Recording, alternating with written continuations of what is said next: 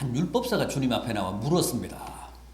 선생님, 율법 중에서 어느 계명이 가장 큽니까? 주님이 뭐라고 답하셨습니까? 제가 소개해드린 본문 37절 이하를 보십시오.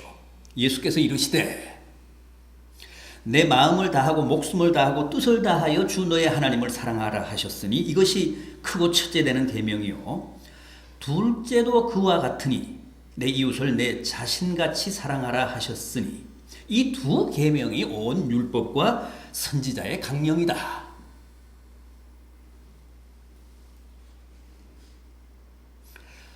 율법사는 단수로 물었는데 주님은 복수로 답하셨습니다.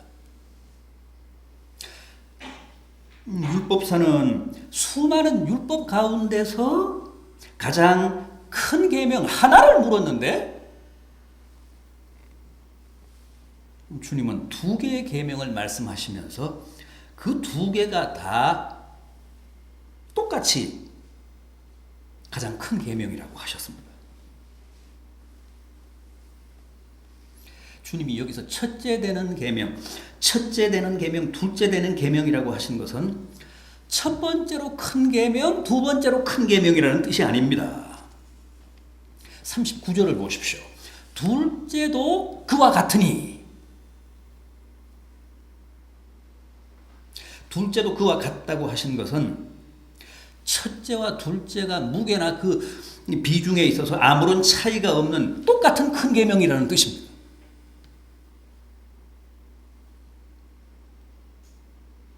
첫째와 둘째가 똑같이 온 율법과 선지자의 강령이라는 겁니다. 여기서 율법과 선지자라고 하신 말씀은 성경을 뜻합니다. 이때는 아직 신약 성경이 없었을 때잖아요. 구약 성경만 있을 때였는데, 그러니까 율법과 선지자라는 말은 구약 성경을 가리킵니다. 구약은 율법서와 선지서로 이렇게 구성이 되어 있잖아요. 모세 오경, 창세기, 출애굽기, 레위기, 민수기, 신명기 이 5권이 율법입니다. 율법서입니다. 그리고 나머지는 다 선지서입니다. 선지자들의 예언입니다. 그러므로 주님이 여기서 첫째와 둘째가 똑같이 가장 큰 계명이고 율법과 선지자의 강령이라고 하신 것은 이 두 계명이 똑같이 성경의 핵심적인 가르침이라는 겁니다.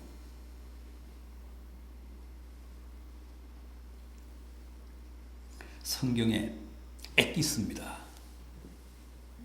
성경 전체의 내용을 가장 간결하게 함축한 요약한 계명이라는 겁니다.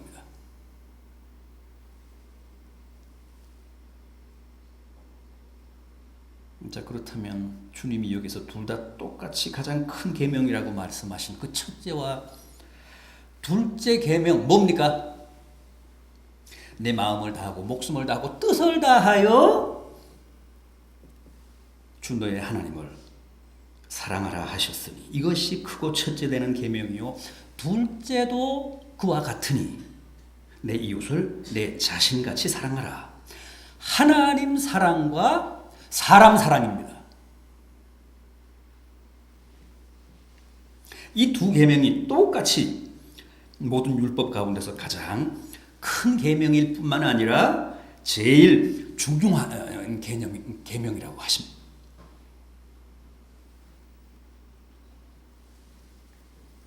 신구약 성경의 모든 가르침이 이 두 가지 계명, 즉 하나님 사랑과 사람 사랑으로 요약이 된다는 겁니다.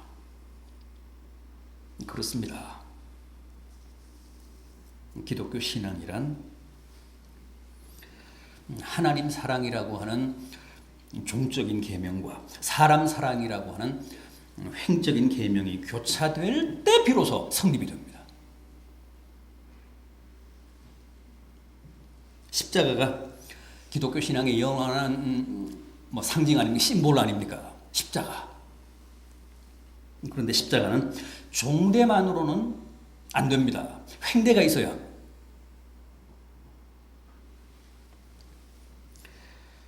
하나님 사랑과 사람 사랑이 크로스가 돼야 십자가가 성립이 됩니다. 따라서 종대만 큰 게 아닙니다. 횡대도 종대와 똑같이 크고 중요합니다. 첫째만 가장 큰 계명이고 둘째는 좀 덜 큰 계명이 아니고 첫째 계명, 둘째 계명이 똑같은 비중으로 큰 계명이라는 겁니다. 자, 그럼 똑같이 큰 계명이라고 하신 이 두 계명 좀 더 구체적으로 생각해 보겠습니다. 먼저 하나님 사랑입니다. 맞습니다. 하나님 사랑이 바로 첫째 되는 계명입니다. 그러나 이 말은 하나님 사랑이 첫 번째로 큰 계명이라는 뜻이 아닙니다. 첫 번째로 중요한 계명이라는 뜻이 아닙니다. 사랑의 우선순위에 있어서 하나님 사랑이 첫째라는 겁니다. 우리의 사랑의 첫 번째 대상이 하나님이라는 뜻입니다. 왜 그럴까요? 왜 우리가 하나님을 첫 번째로 사랑해야 할까요? 하나님을 사랑해야 비로소 사람을 사랑할 수 있기 때문에 그렇습니다. 사람은 누구나 마음을 다하고 목숨을 다하고 뜻을 다해 하나님을 사랑해야 그 사랑을 모범으로, 그 사랑의 시너지로, 그 사랑의 학습 효과로 사람을 사랑할 수 있습니다.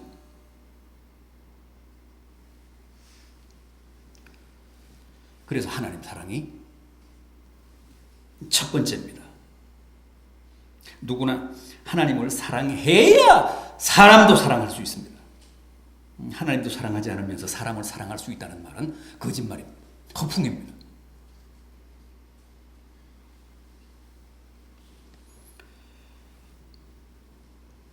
늘 제게 야 너는 뭐가 궁해서 날마다 예수 믿는다고 그 난리냐 하며 빈정대던 친구가 하나 있었습니다.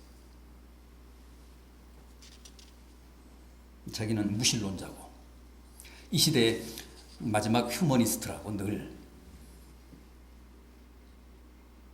시위하며 끝까지 자기는 하나님이 아니라 사람을 사랑하다가 죽을 거라고 했습니다. 그렇게 날마다 큰 소리를 치던 친구였는데 그만 덜컥 간암 진단을 받았습니다. 죽기 전 2달 전에 제가 병실을 찾아갔는데 그 친구는 잠들어 있었고 간병하던 부인이 저를 좀 보자고 해서 잠시 병동 휴게실에 가서 얘기를 하는데 자기 남편이 완전히 다른 사람이 됐다고 합니다. 특히 무고 빠진 고리짝 얘기를 하면서 욕하고 원망하고 저주를 퍼붓는 통에 부모님, 형제들, 친구들, 심지어는 자기와도 지금 완전히 원수가 되다시피 한 상태라면서 저보고도 조심하라고 했습니다. 병실로 돌아갔더니 자던 친구가 깨서 저한테도 역시 심한 말을 했습니다. 자기는 비록 암에 걸려 죽게 됐을 망정 떳떳하게 살다가 떳떳하게 죽을 테니까 절대 하나님 믿으라는 헛소리 하지 말라는 겁니다. 그래서 제가 알았다. 그런데 여기까지 왔으니까 그리고 또 내가 목사니까 기도만 딱 한번 같이 하자.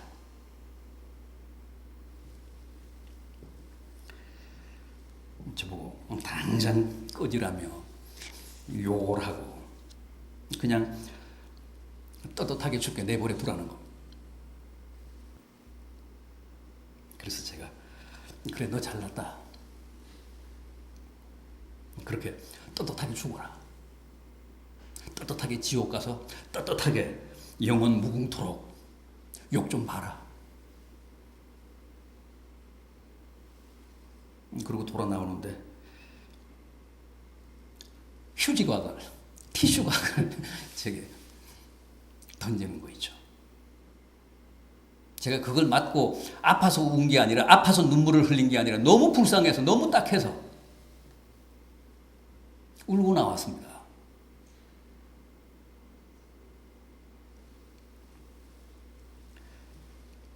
늘 자기는 하나님이 아니라 사람을 사랑하며 살겠다고 큰 소리 치던 친구였는데, 막상 죽음이 닥치자 억울하다며 부모, 형제와 친구, 심지어는 자기 아내와도 그야말로 원수를 맺고 떠난 그 친구를 보면서 작년 봄에 죽었습니다. 저는 정말 사람을 사랑하는 일조차도 먼저 마음을 다하고 뜻을 다하여 하나님을 사랑할 때만 가능하다는 사실을 새삼 깨달았습니다.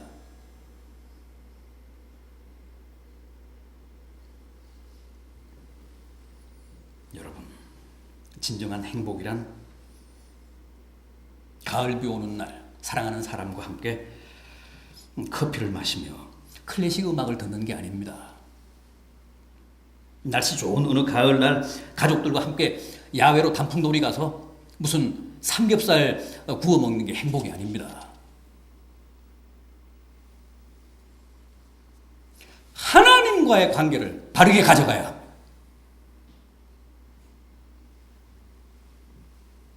어디서 무엇을 하든 정말 마음을 다하고 목숨을 다하고 뜻을 다해 하나님을 사랑하는 삶을 살아야 그게 행복한 인생입니다. 행복한 삶입니다.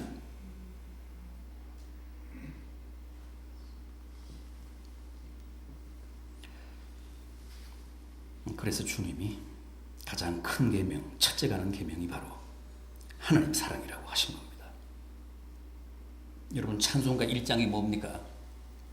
만복의 근원 하나님 아닙니까? 하나님은 만복의 근원이시기 때문에 하나님과의 관계가 아름답고 내가 마음을 다하고 목숨을 다하고 뜻을 다해 하나님을 사랑하면 하나님이 내게 마음껏 만복을 베푸십니다. 만복을 허락하십니다.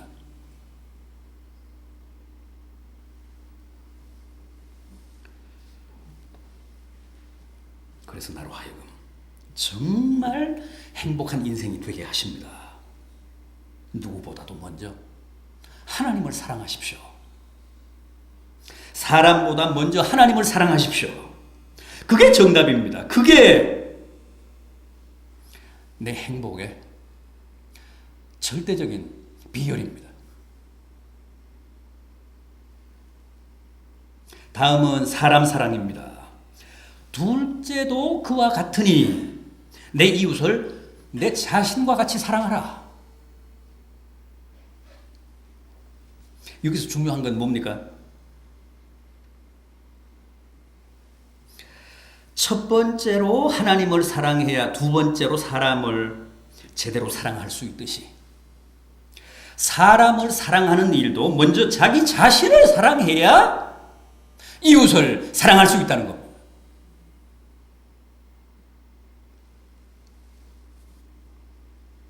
하나님 사랑을 가이드로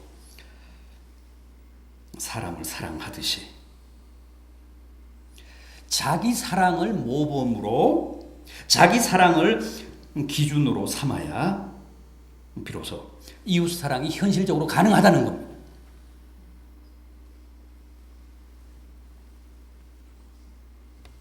사람 사랑의 전제가 하나님 사랑이듯이 이웃 사랑의 전제도 자기 사랑이라는 겁니다. 여러분, 사람 사랑의 이 수순을 꼭 기억하시기 바랍니다. 명심하시기 바랍니다. 이웃 사랑은 자기 자신을 사랑하는 데서부터 출발해야 합니다. 주님은 이웃을 내 자신과 같이 사랑하라고 하셨습니다. 따라서 자기 자신을 사랑하지 않는 사람은 절대 이웃도 사랑하지 못합니다. 자기 자신을 긍정하고 용납하지 못하는 사람은 이웃도 절대 용납하지 않습니다. 이웃도 절대 긍정하지 않습니다. 그런데 의외로 자기 자신을 사랑하지 못하는 사람들이 많습니다. 좀처럼 자기 자신을 용납하지 못하는 사람들. 생각보다 훨씬 더 많습니다. 나는 바보야. 나는 멍청이야. 나는 구제불능이야. 내가 뭘 하겠어? 나는 죽어야 돼. 죽어 마땅해. 생각해 보십시오. 그런 사람들이 남을 긍정할 수 있겠습니까? 남을 포용할 수 있겠습니까? 남을 사랑할 수 있겠습니까? 남을 용서할 수 있겠습니까? 절대 못합니다. 자신부터 용서해야 합니다. 자신부터 긍정해야 합니다. 자신부터 포용해야 합니다. 그래야 남도 사랑할 수 있습니다. 자기 자신을 그렇게 미워하고 저주하고 고문하는 사람이 어떻게 이웃을 인정하고 사랑하고 용서할 수 있겠습니까? 불가능합니다. 무엇보다 사람은 하나님을 사랑해야 합니다. 정말 마음을 다해, 뜻을 다해, 목숨을 다해 하나님을 사랑해야 합니다. 그러면 자신에 대한 모든 부정적인 정서가 극복이 됩니다. 어떻게 그게 가능할까요? 감히 내가 하나님을 사랑하고 하나님이 나를 사랑한다는 사실을 깨닫고 체험하게 되면 내가 변합니다. 내가 하나님과 서로 사랑하는 사이라는 사실을 체험하게 되면 자존감을 회복할 수 있습니다.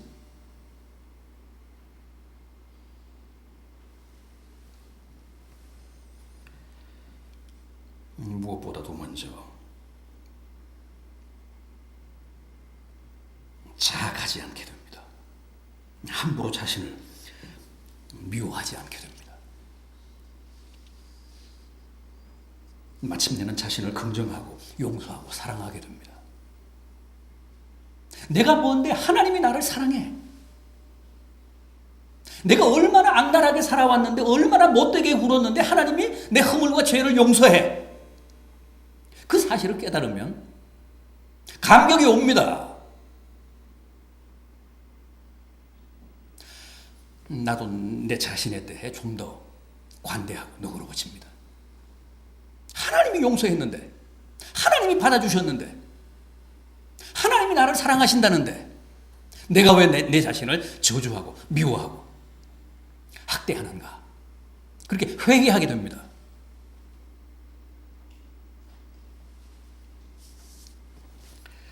또 그렇게 자신을 받아들여야 이웃도 용납하고 이웃도 사랑할 수 있습니다.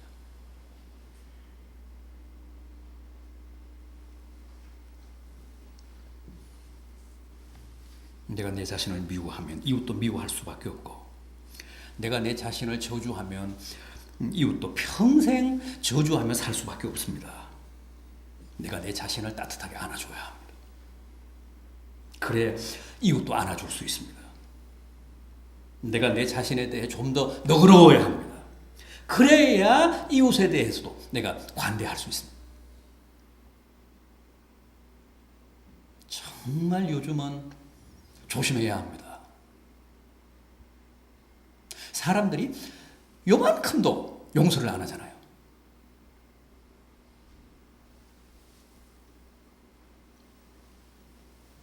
칼끝처럼 날카롭습니다.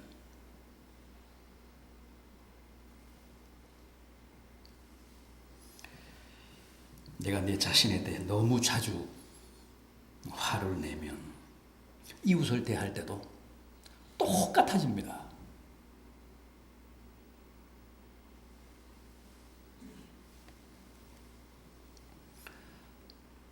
하루 종일 자기 자신에게 상처 입히는 사람이 있습니다. 자기가 스스로 자해를 해서 피를 질질 흘리는데도 멈추지 않고 계속 자학합니다. 그런 사람은요, 사회생활 하면서도 똑같습니다. 끝까지 남에게 상처를 입힙니다.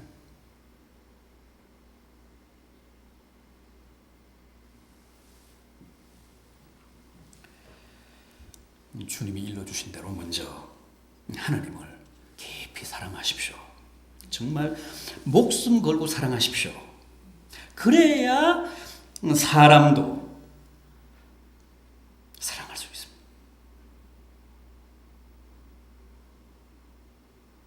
아니, 그렇게 하나님을 사랑해야 무엇보다도 내 자신을 용서하고 사랑할 수 있습니다. 또 자신을 그렇게 사랑해야 이웃도 용서하며 사랑할 수 있습니다. 주님이 말씀하신 대로 원수까지도 사랑할 수 있습니다.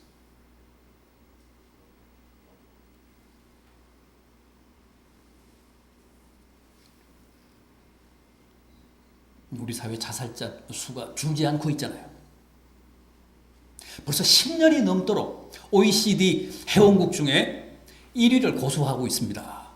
그만큼 자기를 학대하고 자기를 저주하는 사람이 우리 사회에 많다는 뜻입니다.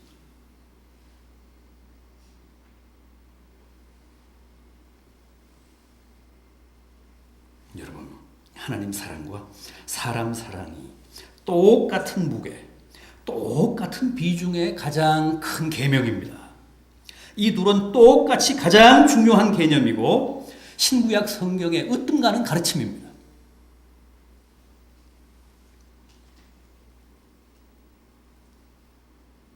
그러나 거듭 말씀드리지만은 사랑의 수수는 서로 다릅니다. 하나님 사랑이 첫째고 사람 사랑이 둘째입니다.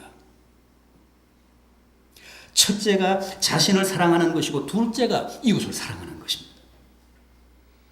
하나님 사랑 없는 사람 사랑 없고 자기 사랑 없는 이웃 사랑 없습니다. 부디 하나님 사랑을 모범으로 사람을 사랑하시고 자기 사랑을 모델로 이웃을 더 많이 사랑하십시오. 그게 우리에게 주어진 가장 큰 계명이고 신구약 성경의 가장 핵심적인 메시지입니다. 가르침입니다. 부디 하나님 사랑, 사람 사랑, 자기 사랑, 이웃 사랑이라는 이 가장 큰 계명에 보다 충실하심으로 여러분 모두가 주 안에서 가장 아름다운 삶을 사시는 복된 성도들이 되시기를 진심으로 기원합니다. 기도하시겠습니다. 주님, 그렇습니다.